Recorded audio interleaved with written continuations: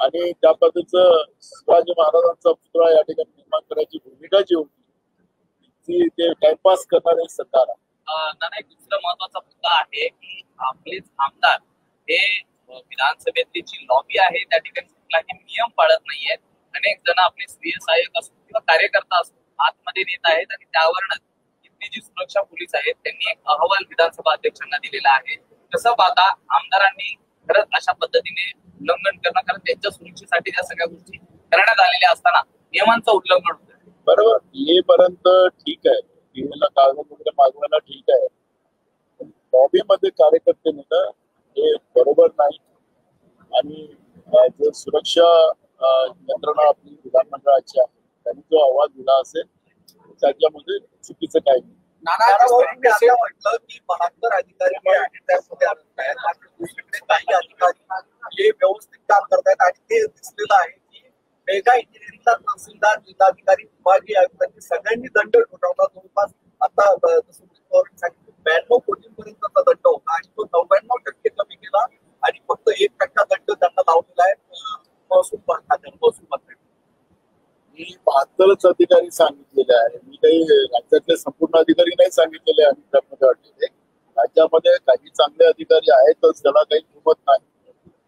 मी मगाशी आशा वर्करच्या मुद्द्यावर त्यांचे 5-5 महिन्यापासून पगार दिले गेलेले नव्हते, त्यांना जिल्हाधिकाऱ्यांच्या समोर कार्यालयाच्या समोर आंदोलन करावं लागलं होतं आणि तो मुद्दा मी सकाळी प्रश्नोत्तराच्या तासात उपस्थित केला होता.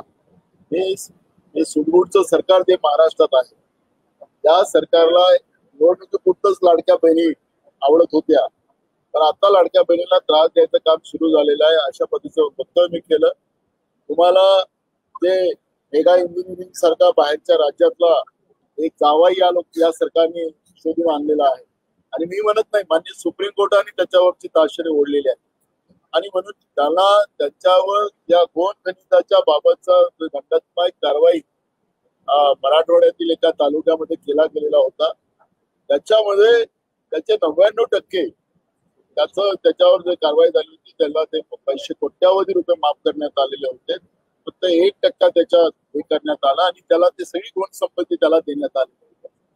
आणि म्हणून अशा पद्धतीची लूट या सरकारने महाराष्ट्रात सुरू केलेली आहे. एकीकडे शेतकऱ्यांचं कर्ज माफ करायला या सरकारजवळ पैसे नाही, बेरोजगारांच्या हाताला काम द्यायला यांच्याजवळ व्यवस्था नाही, आरोग्य व्यवस्थेचे 3-13 वाजले, शाळा बंद करायला निघाले आणि म्हणून राज्याच्या तिजोरीत पैसे नाही म्हणून आता दारूचे ठेके उडायला हे सरकार निघालेली आहे. 4,000च्या जवळ आता दारूच्या लायसन्स द्यायला हे लोक निघालेले आहेत. म्हणजे शाळा बंद करायच्या आणि दारूचे ठेके उघडायचे. हे शाहू फुले आंबेडकरच्या महाराष्ट्रामध्ये या विचाराचं पतन करण्याचं काम या महायुतीचं सरकार करते आहे हे त्याच्यातून स्पष्ट होतं.